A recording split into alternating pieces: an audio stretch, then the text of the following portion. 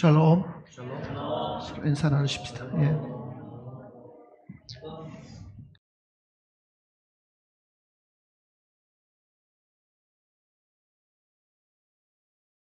디모데전서 2장을 보시겠습니다.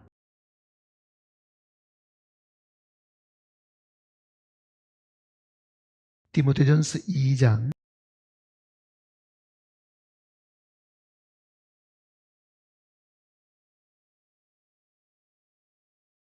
1절 말씀부터 보겠습니다.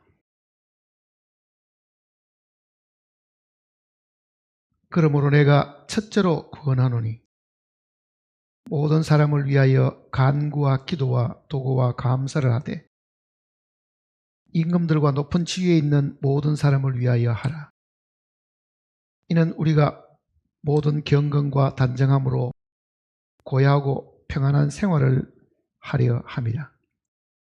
이것이 우리 구주 하나님 앞에 선하고 받으실 만한 것이니 하나님은 모든 사람이 구원을 받으며 진리를 아는 데 이르기를 원하시느니라. 하나님은 한 분이시오.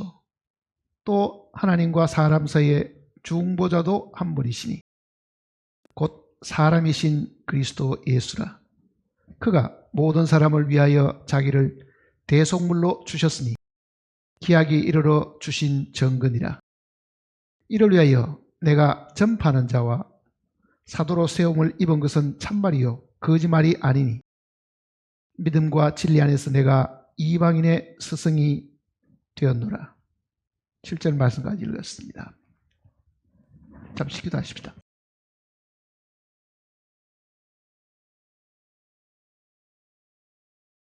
세월은 유수와 같이 빨리 흘러가고 우리 나이도 한두 살씩 더 먹어가므로 우리는 살아가는 동안에 과거 때보다도 마음들이 더 초조해지고 한편으로는 주님의 오심을 간절히 사모하고 있는 저희들입니다. 과연 우리가 이 땅에 무엇 때문에 살아야 하는 것이며 또 무엇을 해야 하는 것인지는 주님께서 가장 잘 알고 계십니다. 매일의 삶 속에서 답답하고 뭔가 불안하고 초조하고 뭔가 무익하다고 생각할 이 때에 주님께서 우리의 마음속에 왜 살아야 되며 무엇을 해야 되며 어떻게 해야 되는지를 분명히 가르쳐 주실 것을 간구드립니다. 우리는 육신의 삶이 별 의미가 없다고 생각하고 온전히 주님이 통치하시고 다스리시는 그 나라가 이 땅에 하루라도 더 빨리 임하시기를 진정으로 사모하고 기도하고 있는 사람들입니다. 정말 육체에 남은 때가 얼마인지는 저희들이 알 수 없으나 그림자와 같이 지나가는 이 육신의 삶보다도 영원한 삶을 우리의 마음속에 주셨으니 그 삶이 이 땅에서 온전히 이루어질 수 있도록 주님께서 우리의 기도를 들으시고 우리의 소원을 이루어 주실 것을 간구드립니다. 우리는 진심으로 하루라도 먼저 빨리 주님께서 이 땅에 오시기를 바라고 주님의 나라가 이 땅에 세워지기를 바라고 주님의 그 권위가 온 우주에 통하기를 진심으로 사모하고 있습니다. 마귀를 빨리 주님께서 멸하시고 우리 모두를 주님의 보좌 앞에 이렇게 세워주심으로 참으로 우리가 간절히 바라던 그 영원한 주님의 나라를 주님께서 하루속히 세워주실 것을 간구드립니다. 육체의 남은 때를 저희들이 미련하게 보내지 않고 참으로 주님의 거룩하신 뜻대로 저희들이 보내기를 원하오니 말씀을 읽을 때나 들을 때에 주님께서 우리가 어떻게 살아야 될 것인가를 깨우쳐 주시고 가르쳐 주실 것을 간구드립니다. 머릿속에 심령들 마음속에 참으로 주님을 사모하고 주님의 재림을 기다리는 그리고 항상 준비하는 지혜로운 저희들이 되게 도와주실 것을 부탁드리면서 주 예수님의 거룩하신 이름으로 간절히 기도드립니다.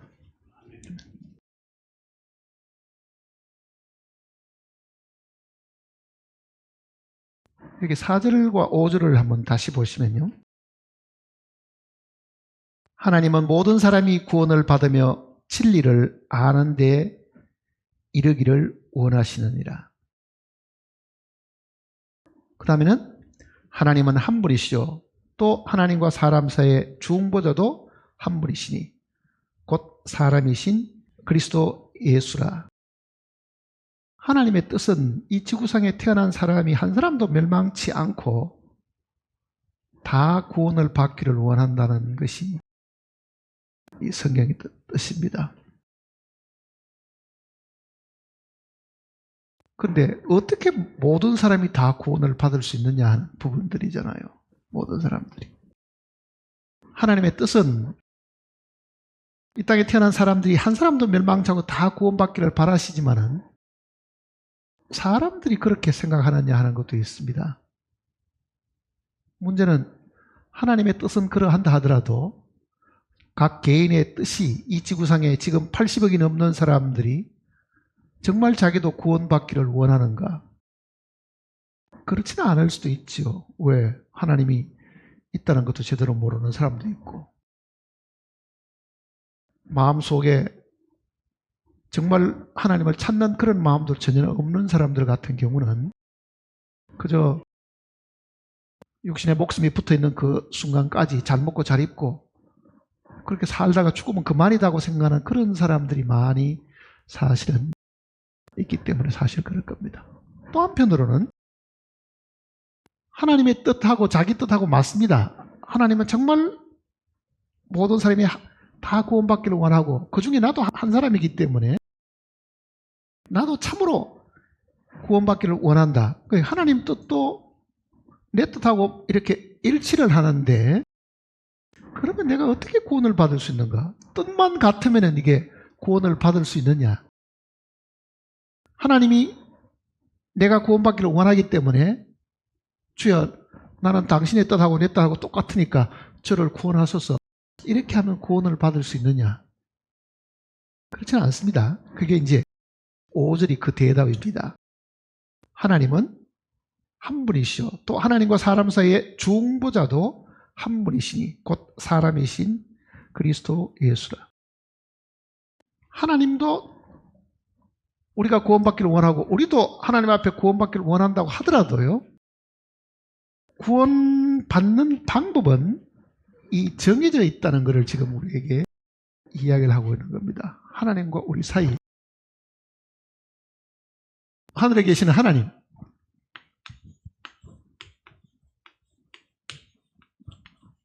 땅에 있는 인간들. 자, 주여 나는 참으로 구원받기를 원합니다. 하나님 앞에 기도를 했습니다. 하나님은 내가 기도하기 전에 뭐라고 말씀하시냐면은 나는 네가 구원받기를 원한다 이렇게 말씀하시겠죠. 왜? 모든 사람이 구원을 받기를 원하니까 하나님은 나도 구원받기를 원하셨습니다. 그러니까 오늘 내가 구원받은 것은 내 원함만 가지고 된 게 아니고 누구의 원함이 먼저 있었습니까? 하나님의 원하심이 먼저 있었겠죠. 그러면은 하나님의 뜻과 내 뜻이 서로 일치하는데 왜 그러면 서로 뜻이 통하면은 누구든지 원하는 사람은 다 구원을 받아야 되는데 구원을 못 받는가 하는 부분이 있는 거예요, 사실은. 그러니까 이 사이에 이제 뭐가 있느냐 하는 이야기를 이제 이 성경이 지금 이야기를 하고 있는 겁니다. 하나님하고 우리 사이에 무언가가 있어야 되는데 그 이야기를 지금 하고 있는 무언가가 있어야 되는데 그게 이제 여기 지금 디모데전서 2장 5절은 중보라는 말이죠. 중보자. 내가 원해도 중보자 없이는 되지를 않습니다. 하나님이 원하셔도 중보자 없이는 되지를 않습니다.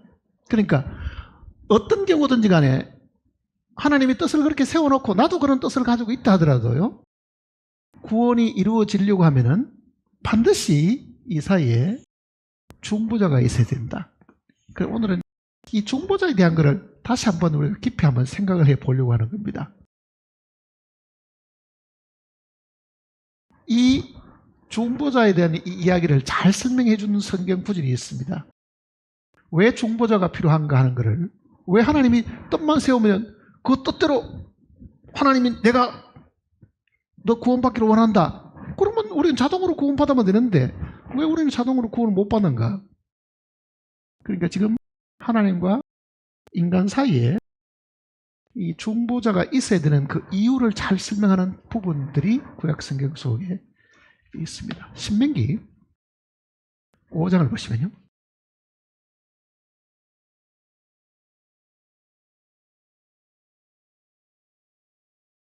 신명기 5장.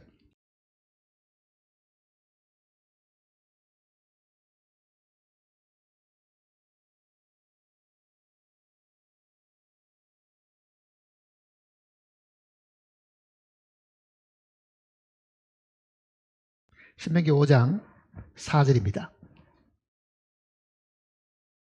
여호와께서 산 위 불 가운데서 너희와 대면하여 말씀하시매 그때 너희가 불을 두려워하여 산에 오르지 못하므로 내가 여호와와 너희 중간에 있어서 여호와의 말씀을 너희에게 전하였노라. 여호와께서 이르시되 나는 너를 애굽 땅 종되었던 집에서 인도하여 낸 내 하나님 여호와라.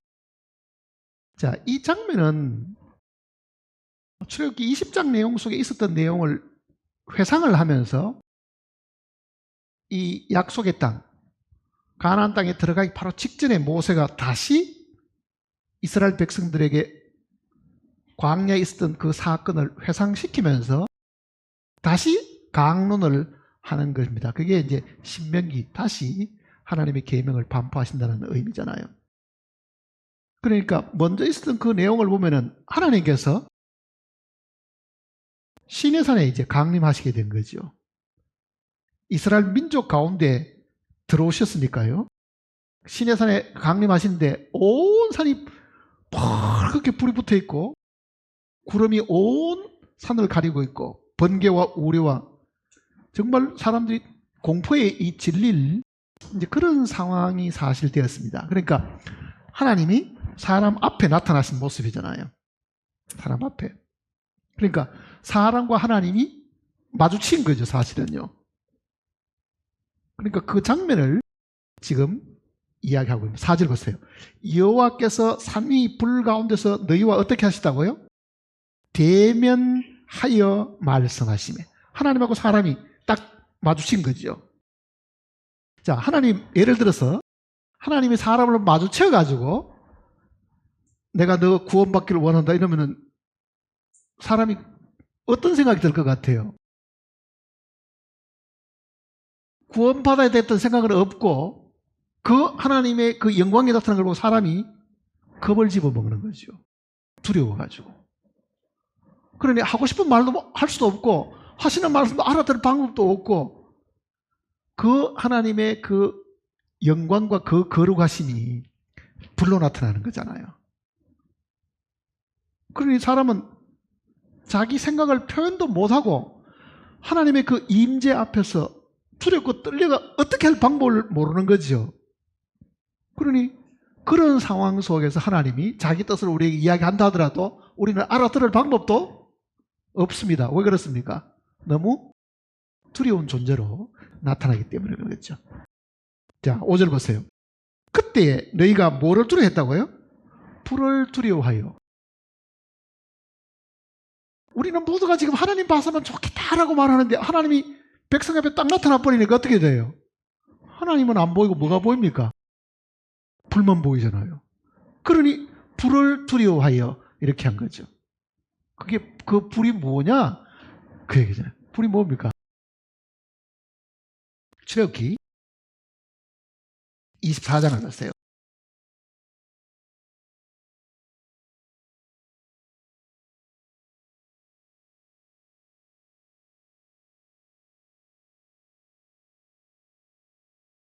출애굽기 24장 16절입니다.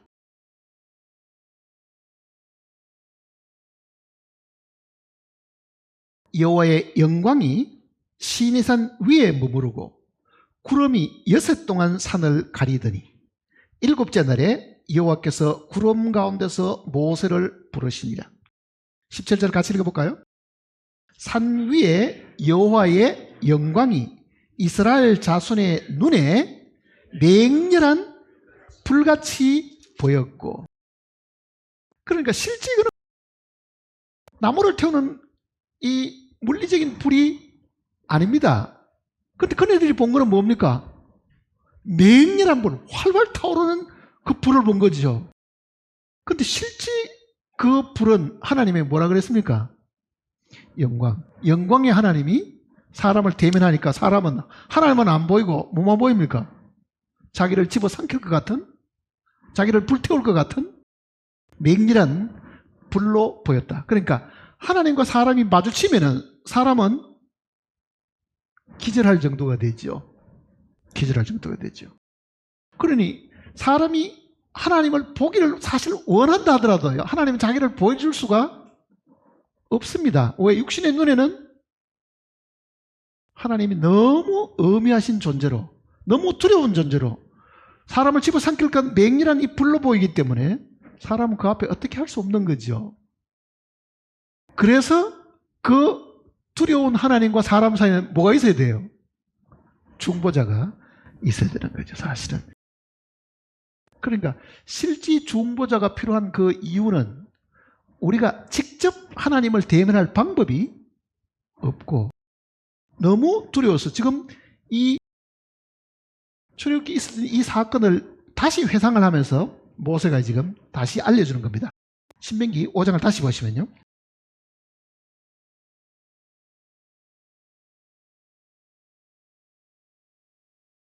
5절입니다. 그때에 너희가 불을 두려워하여 산에 오르지 못하므로 내가 여호와와 너희 중간에 서서, 자, 하나님과 사람 사이에, 즉 하나님과 이스라엘 백성 사이에 중간에 서 있는 이 모세는 오늘 지금 우리가 말하는 예수 그리스도의 중재자의 역할을 하고 있는, 중보자의 역할을 하고 있는 모세잖아요. 자, 하나님과 사람 사이에 섰는데 하나님이 말씀을 들려주시려고 하는 거잖아요. 시내산에 임하신 것은 그 시내산에서 하나님이 이스라엘 백성이 마땅히 어떤 존재가 되는가 하는 그 내용을 반포하시기 위한 겁니다. 그 내용이 뭡니까? 십계명이잖아요. 그러니까 하나님이 사람들 앞에 나타나서 사람들에게 하나님 자기 뜻을 이야기하는 겁니다. 인간이라는 것은 마땅히 하나님 이외에 다른 신을 섬기지 않아야 되고 그 십계명을 첫 계명부터 마지막 계명까지를 반포하시는 거잖아요. 그 내용을 모세가 그 사이에서 듣고 사람들에게 지금 전해주는 이야기죠. 이 내용으로 보면은. 그러니까 중간에 서서 여호와의 말씀을 너희에게 전하였노라. 자, 하나님께서 사람에게 하실 말씀을 중간에 서서 대신 전해주죠. 대신. 우리가 말하는 대신. 이거는 이제 사람을 이제 대신한다는 뜻도 있지만은요, 하나님을 대신해서 하나님의 말을 대언을 해주는 거잖아요. 대언. 쉽게 말하면 하나님의 말씀을 대언해 주는 거죠. 십계명이 하나님이 전하고 싶은 이야기인데 그 십계명의 내용을 하나님이 모세에게 가르쳐 줘가지고 모세가 듣고 하나님의 말을 대신 말을 전해주는 게 대언이잖아요. 대언. 자, 이 대언이라는 것을 우리말 성경 속에도 대언이라는 말이 들어있습니다. 계시록 같은 데도 예수 그리스도는 대언의 영이다, 그런 표현이 있죠. 그거는 하나님의 말씀을 대신 전해주는데 이 하나님의 말씀을 대신 전해주는 것을 우리는 선지자 이렇게 이야기하잖아요. 선지자. 근데 사실은 이 선지자라는 말보다는요, 더 정확하게 번역하려고 그러면은 대언자 이렇게 번역을 해야 맞습니다.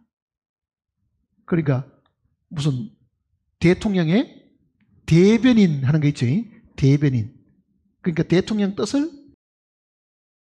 직접 대통령이 이야기하지 않고 그 대변인이 이야기를 해주는 거죠. 그러니까 우리말 성경 속에 이 선지자라고 번역되어 있는 이 부분들은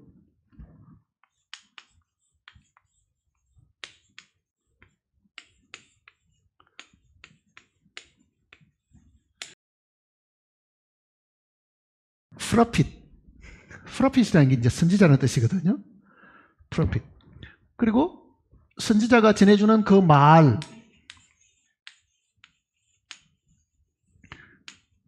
prophecy, 예언이라는 뜻이잖아요. 이거는 예언.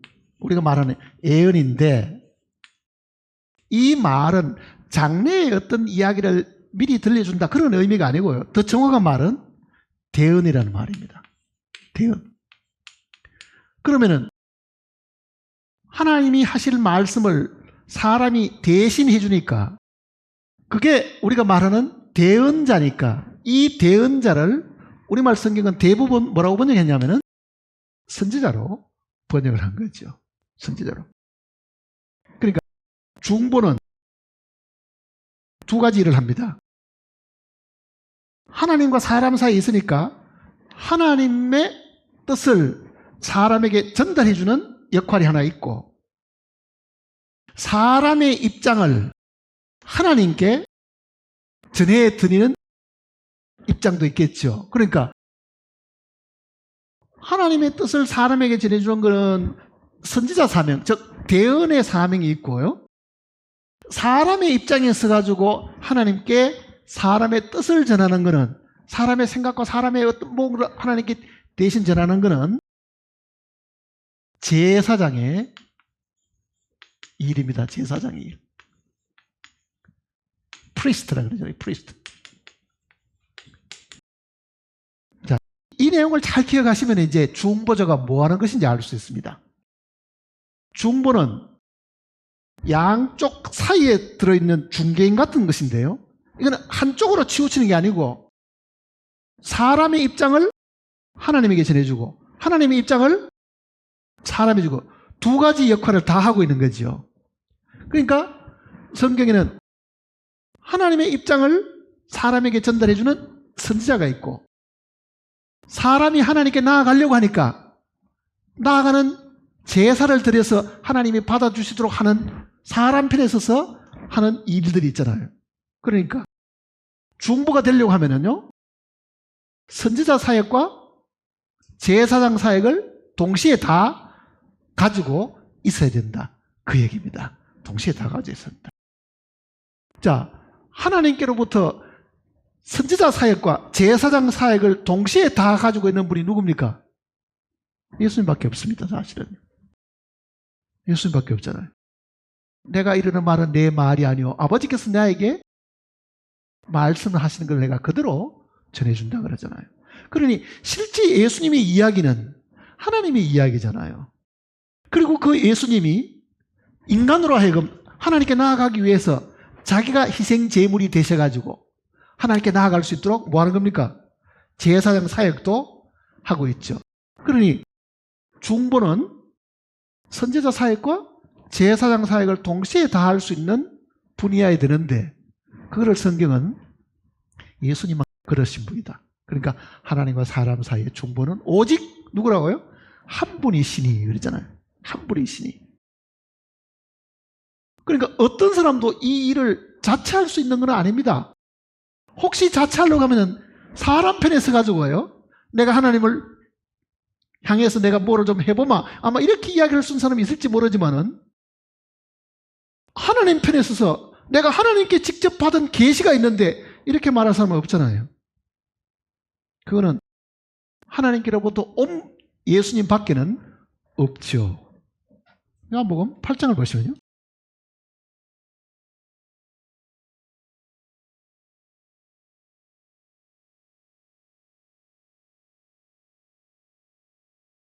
요한복음 8장. 42절입니다.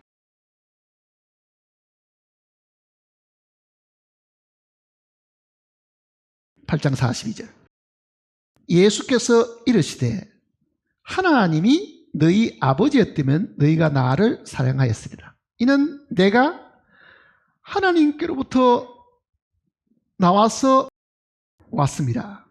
나는 스스로 온 것이 아니요 아버지께서 나를 보내신 것이라. 그러니까 하나님이 예수님을 이 땅에 보내신 것은 하나님 대신에 이 땅에 가서 할 말을 전하고 할 일도 전하고 그렇게 보내셨다는 뜻이잖아요. 그러니까 이 지구상에 하나님께로부터 직접 보냄을 받은 사람은, 그리고 하늘에서 직접 온 분은 예수님밖에 없지요.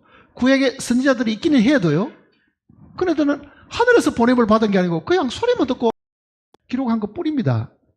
그러나 하나님께로부터 직접 사역을 위임받고 보냄을 받으신 분은 예수님밖에 없죠. 그 예수님을 두고 그리스도라고 말하는 그 이유는 바로 그 이야기입니다. 그리스도라는 것은 하나님의 일을 맡기셔가지고 그 일을 이루기 위해서 오신 분이 그리스도거든요, 사실은. 그러니까 그리스도 예수라는 그 표현을 그렇게 한 이유는 바로 그가 하나님이 심부름을 시켰고 하나님이 일을 맡겼고 그 일을 맡아가지고 하나님이 보내서 이 땅에 오신 분은 그리스도 예수뿐이다. 그 이야기를 하고 있는 겁니다. 예수뿐이다. 그러니까 예수님이 유일한 하나님과 우리 사이의 중보자이신 이유는 하나님께로부터 오신 선지자고, 그렇죠, 하나님의 뜻을 제일 잘하니까 인간 편의 뜻을 하나님께 전달할 수 있는 제사장이 되시기 때문에 그러시다. 그 이야기를 우리가 지금 공부를 하려고 하는 내용입니다. 다시 이제 한번 신명기 5장을 보시면요,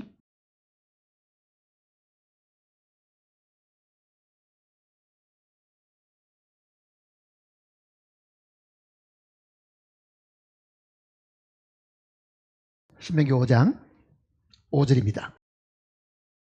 그때에 너희가 불을 두려워하여, 하나님을 두려워한 거죠, 사실은요. 산에 오르지 못함으로 내가 여호와와 너희 중간에 서서, 여호와와 중간에 서서, 그게 중개자, 중보자잖아요. 여호와의 말씀을 너희에게 전하였노라. 여호와께서 이르시되, 이렇게 이제 시작하는 거예요. 그러니까 여호와께서 이르신 것을 모세는 자기 말을 한 게 아니고 여호와께서 자기에게 주신 말씀을 대신 전하잖아요. 그게 대신 전하니까 대언이고 대언자고, 그 대언자라는 말이 사실은 우리말에는 대부분 선지자라는 말로 번역이 되어 있습니다. 선지자라는 말로. 25절 보시면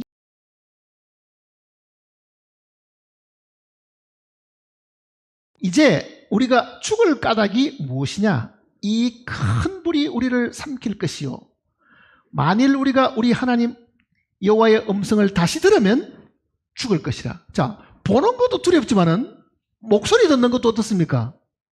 너무너무 두려운 거죠, 사실은요. 하나님의 음성이 보통 사람의 말소리를 안 들리고 뭐로 들립니까? 우레 소리, 큰 물소리, 계시록도 그렇게 되어 있잖아요. 그러니까 천둥 번개 치면, 지금도 우리는 사람이 천둥 번개 치면 어때요?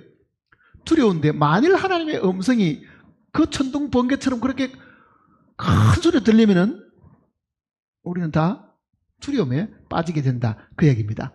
26절 보세요.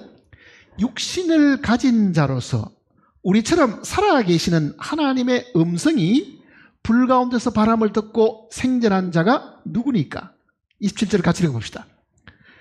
당신은 가까이 나아가서 우리 하나님 여호와께서 하시는 말씀을 다 듣고 우리 하나님 여호와께서 당신에게 이르신 것을 다 우리에게 전하소서. 우리가 듣고 행하게. 그러니까 구약에 나타나시던 그 하나님이 만일 지금 신약에 다시 또 나타나신다 그러면은 똑같은 일이 생기겠죠. 형상도 보기도 두렵고 음성 듣기도 두렵고. 그럼 누가 있어야 돼요? 중보자가 반드시 있어야 된다. 그 얘기입니다. 중보자가 반드시. 근데 우리는 미련하게도요, 기도할 때마다 무슨 생각합니까? 하나님 한번 봤으면 좋겠고, 하나님 내 귀에 대고 한번 말씀을 하시면 좋겠고, 겁도 없이 그 생각을 사실은 하고 있습니다. 그러니까 중보자가 있다는 걸 굉장히 다행으로 생각을 해야 됩니다. 중보자가 있다는 걸. 신명기 18장을 보시면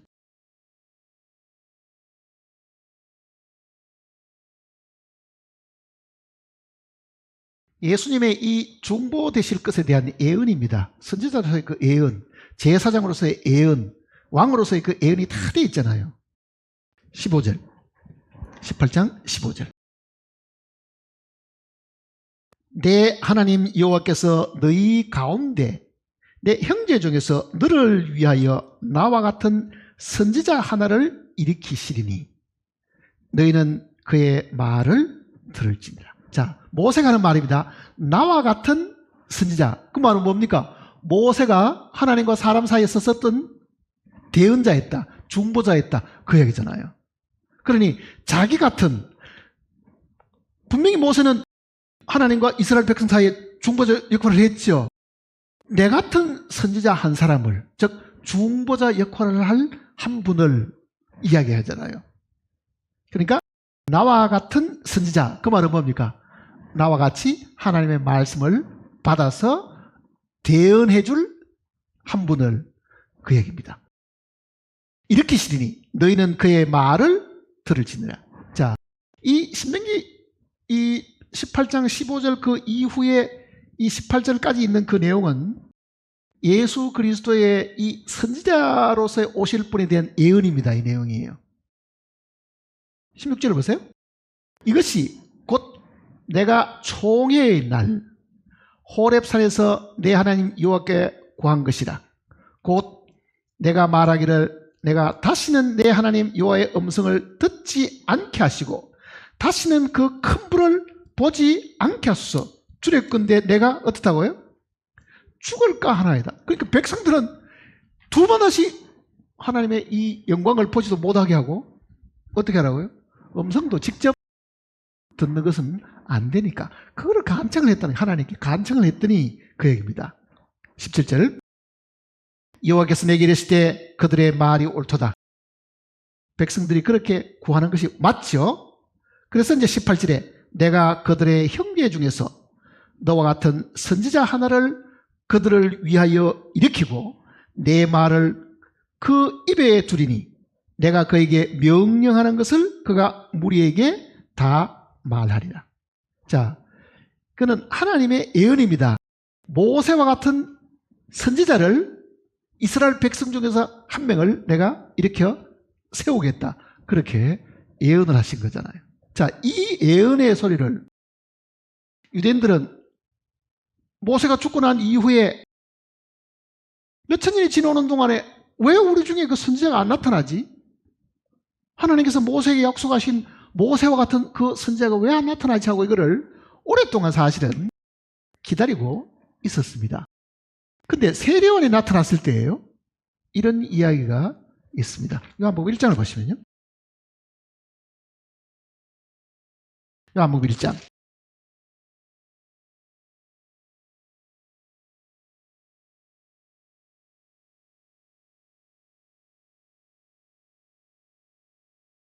(20절을) 보세요. 요한이 드러내어 말하고 숨기지 아니하니 드러내어 하는 말이 나는 그리스도가 아니라 한데 또 묻되 그러면 누구냐? 내가 엘리야냐? 이르되 나는 아니라. 또 묻되 내가, 그게 뭐라고 되어 있습니까? 그 선지자냐? 그 선지자는 누굽니까? 모세가 예언했던 그 선지자냐? 이렇게 물어보잖아요. 우리는 아직도 그 선지자를 못 만났는데 그러면 네 말을 들어보니 네가 하나님의 말씀을 하는 걸 보니 그러면 모세가 예언했던 그 선지자냐? 이렇게 물어보는 겁니다. 24절을 보세요.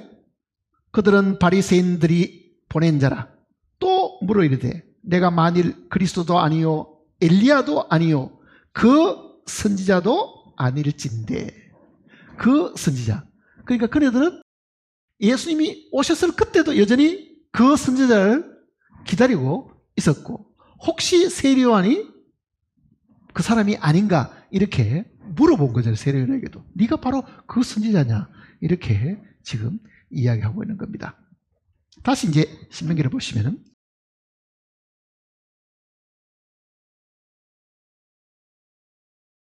18절입니다. 내가 그들의 형제 중에서 너와 같은 선지자 하나를 그들을 위하여 일으키고 내 말을 그 입에 두리니 내가 그에게 명령하는 것을 그가 무리에게 다 말하리라. 자, 예수님이 이 땅에 오셔서 말씀하신 것은요, 예수님도 친히 그렇게 말씀하셨습니다. 이거는 내 말이 아니다. 나를 보내신 아버지의 말씀이다. 아버지가 내 안에 계셔서 자기를 행하시는 것이고 아버지께서 지금 말씀하는 것이다. 늘 그렇게 이야기하시잖아요. 그러니까 지금 이 예언대로 예수님이 이 땅에 오셨을 때에 이 예언을 그대로 이루신 분입니다. 사도행전 한번 보세요. 3장을 보시면 사도행전 3장.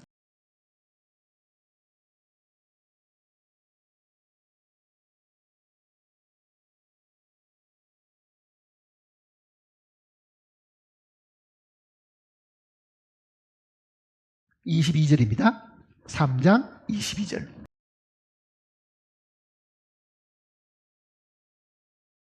모세가 말하되 주 하나님이 너희를 위하여 너희 형제 가운데서 나 같은 선지자 하나를 세울 것이니 너희가 무엇이든지 그의 모든 말을 들을 것이라. 누구든지 그 선지자의 말을 듣지 아니하는 자는 백성 중에서 멸망받으리라 하였고. 지금 베드로가 지금 이 이스라엘 민족들 앞에서 이제 설교하는 내용이잖아요. 이 내용이. 그러니 모세가 말했던 그 선지자가 바로 너희가 죽였던 나사렛 예수인데, 이제 그 이야기를 지금 이야기를 하고 있는 겁니다. 그 이야기를. 그 다음 또 보세요. 23절에 누구든지 그 선지자의 말을 듣지 아니하는 자는 백성 중에서 멸망받으리라 하였고, 또한 사무엘 때부터 이어 말한 모든 선지자도 이 때를 가리켜 말하였느니라.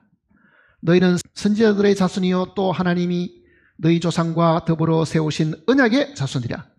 아브라함에게 이르시기를 땅 위의 모든 족속이 너의 씨로 말미암아 복을 받으리라 하셨으니 하나님이 그 조응을 세워 복 주시려고 너희에게 먼저 보내사 너희로 하여금 돌이켜 각각 그 악함을 버리게 하셨느니라.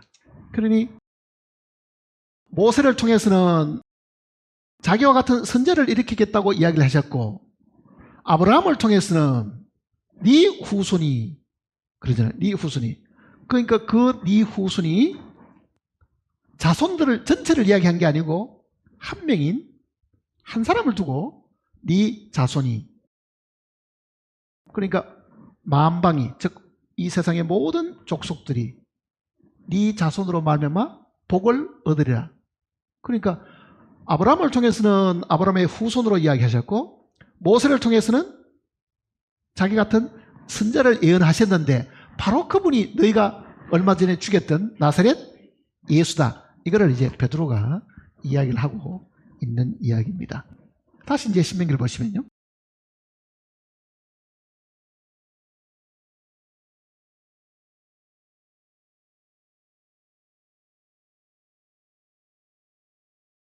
(19절입니다) 누구든지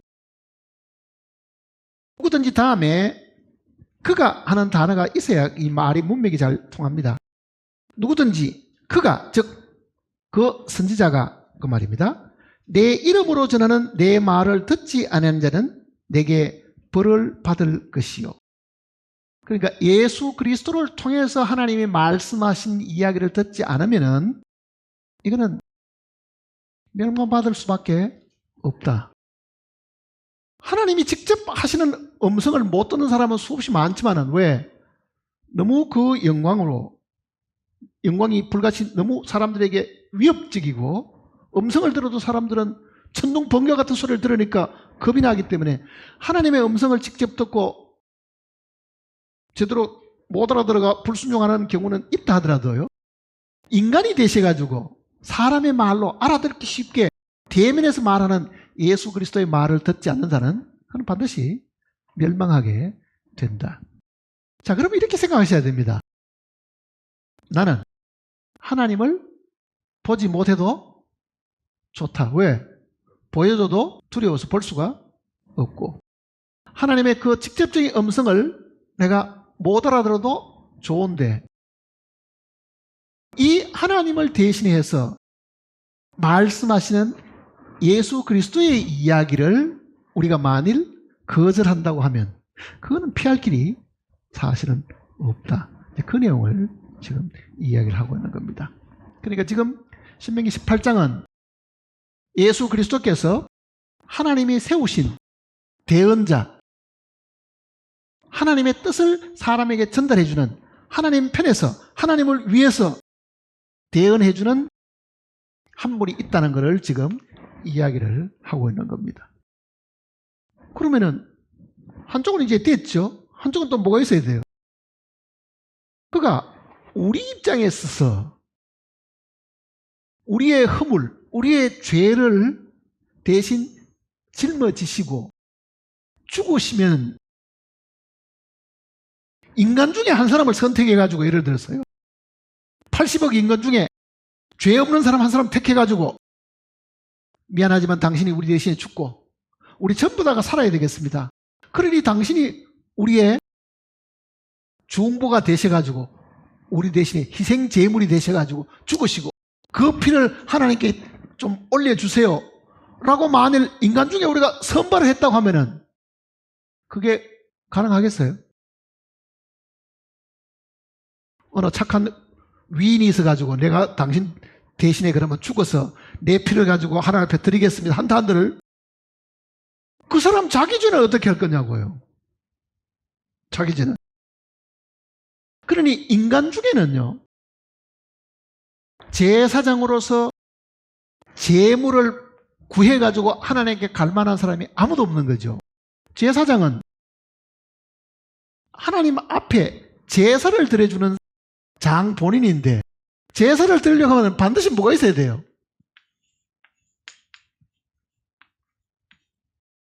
제물이 있어야 됩니다. 그러니 이 땅에 있는 모든 인간들은 죄인이기 때문에 하나님께 못 나아가는 거거든요. 이 죄인이 하나님께 나아가려고 하면은 반드시 제물을 가져가야 되는데, 그게 레위기 내용 속에 기록된 그 제사 드리는 방법들이잖아요.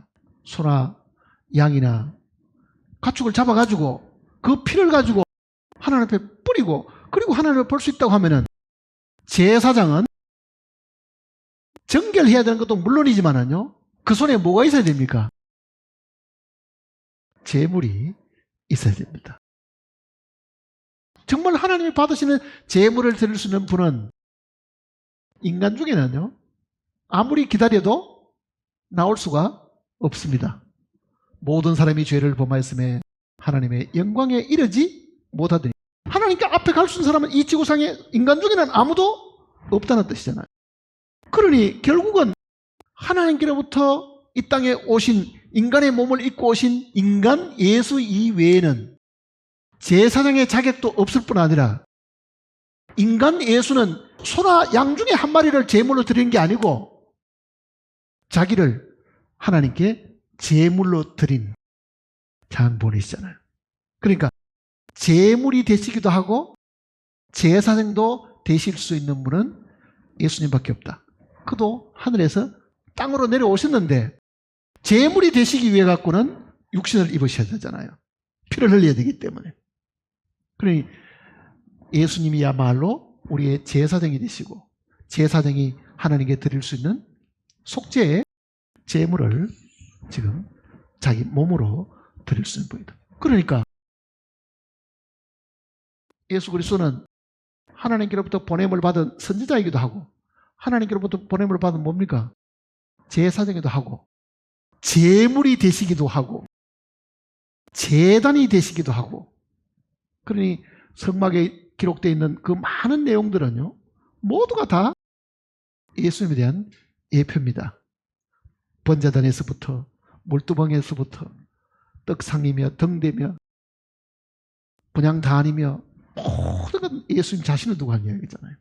그러니까 제물도 되시고 제단도 되시고 모두가 다 되시죠. 그러니까 제사장도 되시고 제물도 되시고 제단도 되시는 분은 예수님 밖에 사실은 없으시다. 그러니까 지금 오늘 우리가 정말 하나님께 감사해야 될 거는요, 뭘 감사해야 됩니까? 하나님 중보자를 주셔가지고 정말 감사합니다. 정말 감사합니다.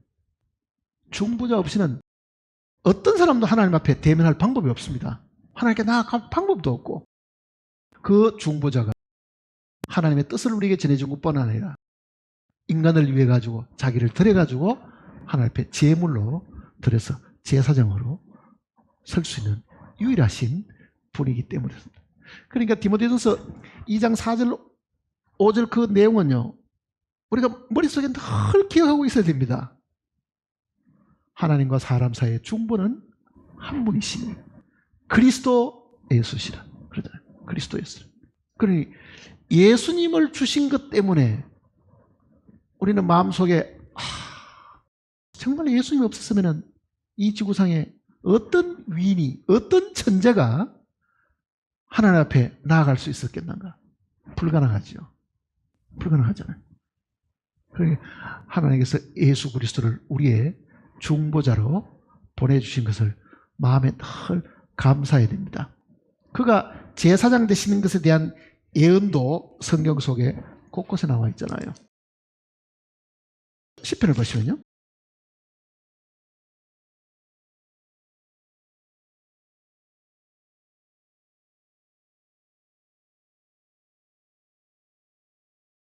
백시편을 보시면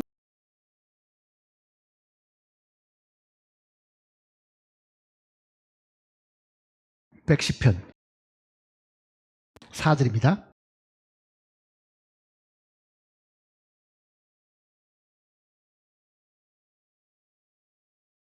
이 110편은 예수님의 이 부활 성천에 대한 내용을 지금 기록해 놓은 겁니다.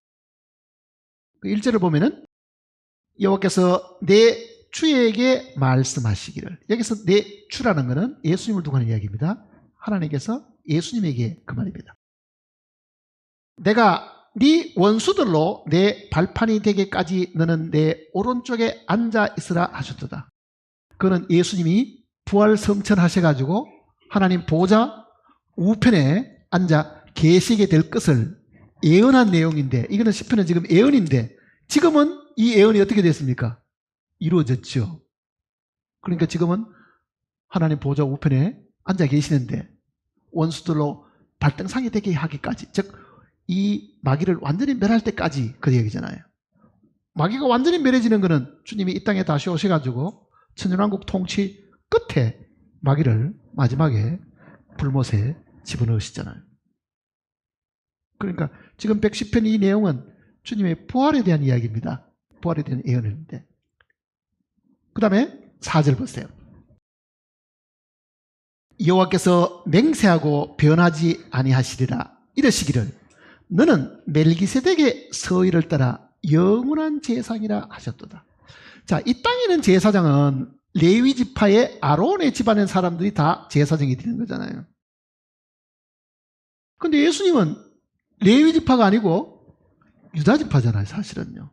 그러니까 유다 지파 사람은 왕은 되지만은요, 왕이 여기서 나오니까 제사장으로서의 이 계보는 아니거든요. 그런데 그러면 어떻게 예수님이 레위지파도 아닌데 어떻게 이게 제사장이 되느냐? 레위지파 제사장은 땅에 있는 성소에 들어가서 섬기는 제사장이지만은 영원한 하늘나라의 그 성전에 들어가서 제사장으로의 역할을 하실 분은 레위지파 사람이 아니고 누굽니까? 멜기세덱의 반열을 따라서 제사장이 되신 예수님만 되신다. 그 이야기입니다, 이 내용이. 그러니까 예수님이 봉사하고 섬기는 곳은 이 땅의 성전이 아니고 하늘 성전이잖아요. 하늘 성전. 이제 이 내용을 히브리서 기자가 상세하게 설명을 해 줬습니다. 히브리서 7장을 보시면요.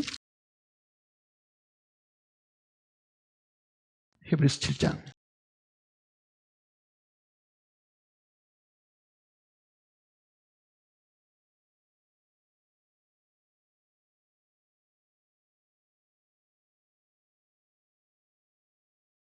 (14절입니다) 히브리서 7장 14절. 우리 주께서는 유다로부터 나신 것이 분명하도다. 이 지파에는 모세가 제사장들에 관하여 말한 것이 하나도 없고 멜기세덱과 같은 별다른 한 제사장이 일어난 것을 보니 더욱 분명하도다. 그는 육신에 속한 한 계명의 법을 따르지 아니하고 오직 불멸의 생명의 능력을 따라 되었으니 정언하기를 내가 영원히 멜기세덱의 반차를 따르는 제사장이라 하였도다. 그러니까 예수님이 제사장 되신 것은 레위지파 사람이기 때문에 된 게 아니고 특별히 아비도 없고 어미도 없고 족보도 없는 하나님의 아들들과 방불한 이 멜기세덱이라는 이 특이한 인물의 그 인물이 영원한 제사장으로 있는데 그 계보를 따라서 예수님이 대사장이 되신 것이다. 그러니까 예수님의 이 제사장 되신 것은요, 하나님이 세우신 겁니다. 선지자 되신 것도 하나님이 세우셨지만은 제사장 된 것도 하나님이 세운 겁니다. 그러니 하나님께서 예수 그리스도로 하여금 하나님의 뜻을 전달하는 선지자로 백성을 위해서 하나님께 제사를 드리는 제사장으로 하나님이 세우신 것입니다. 그러면 우리는 하나님께 이렇게 기도해야 됩니다. 하나님이여, 예수 그리스도를 우리에게 주신 것을 참으로 감사드립니다. 그 예수님이 나의 대사장이 되지 않았으면 내가 어떻게 하나님 앞에 나아갈 수 있습니까? 어떻게 이 희생의 제물을 드릴 수 있습니까? 그렇게 감사를 해야 되는 거죠. 그리고 그 제사장의 사역은 끝나지 않았습니다. 지금도 계속되고 있는 거예요. 7장 뒤편을 보시면요, 24절입니다. 24절. 23절을 보면은 제사장 된 그들의 수요가 많은 것은 죽음으로 말미암아 항상 잊지 못하미로되. 아론 한 사람만 대제사장이 되면 좋았는데 아론도 죽어보니까 또 다음 아들이 제사장 되고 또 아들이 제사장 되니까 육신의 제사장은 수없이 많지만은 그 말입니다. 예수님은 죽지 않으시니까 한 번만 들어도 족하다. 그 얘기죠. 24절 같이 읽어볼까요? 예수는 영원히 계심으로 그 제사장 직분도 갈리지 아니하느니라. 그러므로 자기를 힘입어 하나님께 나아가는 자들을 온전히 구원하실 수 있으니 이는 그가 항상 살아계셔서 그들을 위하여 뭐 한다고요? 지금도 간구하시는 겁니다. 지금도.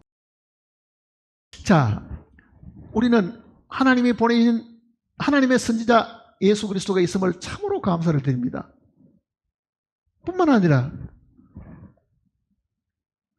우리의 노력과 수고와 우리의 정성으로 하나님께 나아갈 수 없었는데 하나님이 그걸 받지 않았으니까 하나님이 받으시는 예물, 피 없으신 이 보배로운 자기 피를 가지고 하나님께 제사를 드리고 지금도 하늘 성소에서 기도하고 계시는 그 중보의 기도를 하나님이 들으시고 우리를 그대로 받으신 거잖아요, 사실은요. 그러니까 우리는 우리가 제사를 드리는 사람도 아니고 대신 제사를 드려주는 이 대제사장이 지금도 계시기 때문에 지금도 그 하늘 성소에 그 피가 그대로 유효하고 있기 때문에 불멸이시기 때문에 지금도 우리를 위해서 대신 간구하고 계시기 때문에 우리가 비록 부족하고 비록 구원받고도 잘못됐다 하더라도 누가 있다는 이야기입니까? 그거를 다 변호해 주시는 하늘의 제사장이 계시다. 그 얘기입니다. 하늘의 제사장이 계시다. 그러니 구원받은 우리는요, 이게 여러 방법으로 하나님이 보호를 하시잖아요. 여러 방법으로 보호하고 계신 거죠.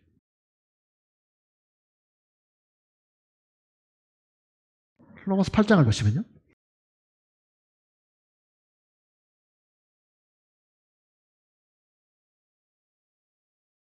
로마서 8장.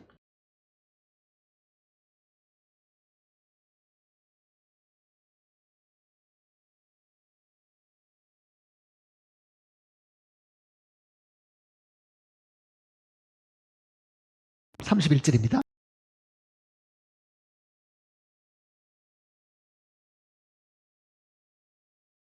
그런즉 이 일에 대하여 우리가 무슨 말하리요? 만일 하나님이 우리를 위하시면 누가 우리를 대적하리요? 자기 아들을 아끼지 아니하시고 우리 모든 사람을 위하여 내주시니가 뭐로 내줬습니까? 제물로, 제사장으로 내어주셨잖아요. 어린 양으로 주셨다는 것은 제물이 됐다는 뜻입니다. 그 다음 또 보세요. 33절에 누가 능히 하나님께서 택하신 자들을 고발하리요? 의롭다 하신 이는 하나님이시니 누가 정죄하리요? 죽으실 뿐 아니라 다시 살아나신 이는 그리스도 예수시니. 자, 죽으신 것은 우리의 죄 때문에 죽으셨죠. 다시 살아났습니다.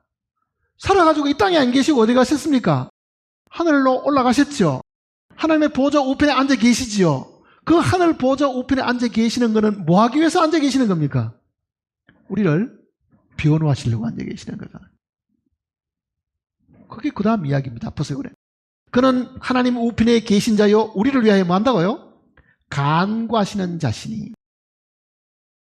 구원받은 우리를 위해서 간구하시는 겁니다. 그러니 예수 그리스도가 기도하시는 것은요, 불신자들을 위해서 기도하는 그런 경우는 없습니다. 예수님의 이 중보는 구원받은 사람을 위한 중보지 세상 사람을 위한 중보가 아닙니다. 그는요. 그러니 하늘 성소에서 그 예수 그리스도를 믿은 그 모든 사람을 하나님 앞에 뭐합니까? 주여, 손영수가 지금 좀 어리석고 부족하지만은 그를 위해서 흘린 이 제물이 있고 이 피가 있으니 하나님은 용서하셔야 됩니다. 그럼 하나님 뭐라고 하시겠어요? 맞아 그러잖아요. 맞아. 피 흘림 없이 사함이 없다 하시는 분이 하나님이신데 그 피를 하나님 앞에 그들이 지금 드리고 있으니 하나님 피를 받았으니까 용서하셔야 됩니다 하고 지금 변화하고 있다. 그 이야기잖아요. 그러니 하나님도 이제는 예수님이 돌아가시고 난 이후에 하나님도 제한을 받으십니다. 어디 제한 받으세요? 하나님 마음대로 못 하시고 예수 그리스도께서 이루어오신 그 사역에 제한을 받으신 거잖아요. 사실은. 그러니까 우리를 위해서 대신 간구하고 있다는 이 간구가 제사장의 기도잖아요. 사실은. 제사장의 기도. 그 내용이 이 땅에 계실 때 사람 귀에 들릴 정도로 주님이 기도하셨습니다. 그게 요한복음 17장입니다. 그 중보의 기도거든요. 대제사장으로 해서 중보의 기도. 그러니 하나님 앞에 예수님이 지금 중보의 기도를 하고 계시면은 어떤 내용으로 기도하고 계실 것인가? 잘 모르시겠으면은 요한복음 17장 자세히 읽어보시면요. 그 내용이 알 수 있습니다. 아, 하나님 이렇게 기도하시는구나.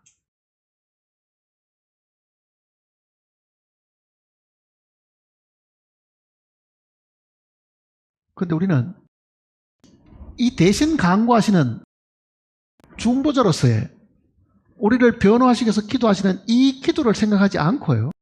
내가 뭐를 열심히 기도하면 열심히 들으신다. 그렇지 않습니다. 이 기도를 우리는 하나님 앞에 제대로 하는지 안 하는지도 잘 모릅니다. 그게 다 하나님 받으신 기도인지. 문제는 그 기도를 들으시고 걸러주셔가지고 하나님이 받으시도록 하나님이 해주신 거죠. 사실은. 그러니까 우리 기도는 사실은 하나님의 뜻에 맞는 기도를 지금 우리는 못하고 있습니다. 앞에 보시면요. 26절 보세요. 이와 같이 성령도 우리의 연약함을 도우시나니 우리는 마땅히 기도할 바를 알지 못하나 오직 성령이 말할 수 없는 탄식으로 우리를 위하여 간구하십니다. 마음을 살피시는 이가 성령의 생각을 아시나니 이는 성령이 하나님의 뜻대로 성도를 위하여 뭐 한다고요? 간구하신다. 자, 성령이 나를 위해서 대신 기도하고 있다. 그거 생각해 본 적 있어요? 우리는 내가 열심히 기도하면 하나님이 들으시는 것처럼 생각하지만요, 성령이 내 대신 간구하시는 그 기도 때문에 하나님이 들으시는 거예요, 사실은. 우리는 어떻게 기도해야 될지 모릅니다. 이게 진짜로 하나님의 뜻에 맞는 기도인지, 이렇게 기도하면 하나님이 들으시는지, 우리는 뒤죽박죽 생각난 대로 막 기도하잖아요. 그러나 분명히 성경은 우리가 빌 바를 알지 못하나 성령이 우리를 위해서 대신 간구하고 계신다. 자, 그럼 8장 내용 속에 이 중보기도 하는 분이 두 분입니다. 보면은 누굽니까? 한 분은 성령이시고 한 분은 하나님의 아들. 그러잖아요. 그러니까 성령은 우리 안에서 기도하시고 하나님의 아들은 하늘 보좌에서 하나님 앞에 기도하고 계시는 모습을 지금 설명해 주고 있는 겁니다. 그러니까 디모데전서 2장은 우리로 하여금 크게 위로를 주시는 말씀입니다. 하나님은 모든 사람이 구원을 받으며 진리를 아는 데 이르기를 원한다. 그리고 하나님이 그 방법을, 모든 사람이 구원받을 수 있는 방법을 정해놓으셨죠. 그분이 우리의 중보자이신 예수님이신데 그가 하시는 선자의 일이 있고 그가 하시는 제사장의 사역이 있고, 선지자의 사역은 끝이 났습니다. 지금은 뭐 있습니까? 하늘 성소에 제사장으로 사역이 있죠. 이 사역이 끝이 나면은 그가 이 땅에 다시 오십니다. 그때는 선지자가 아니고 제사장도 아니고 뭐로 옵니까? 왕으로 오시잖아요. 왕으로. 다스리시는 분으로 사실 오시는 거죠. 그러니 우리는 주님의 재림을 기다릴 때는요, 그가 만왕의 왕으로, 통치권자로 이 땅의 모든 대적하는 자를 다 멸하시고 그가 가장 존귀 영김을 받으시는 그 영광스러운 자리에서 다스리시는 분으로 오시는 것을 두고 하는 이야기입니다. 그러니까 기도하시는 것도 너무 투리하지 마시고, 이 잘못된 기도는 성령이 하나님이 받으시도록 걸러서, 우리는 빌바를 알지 못하지만 받으시도록 걸러서 보내주시도록 우리는 간구하기만 하면 되는 겁니다. 그게. 기도하십시다.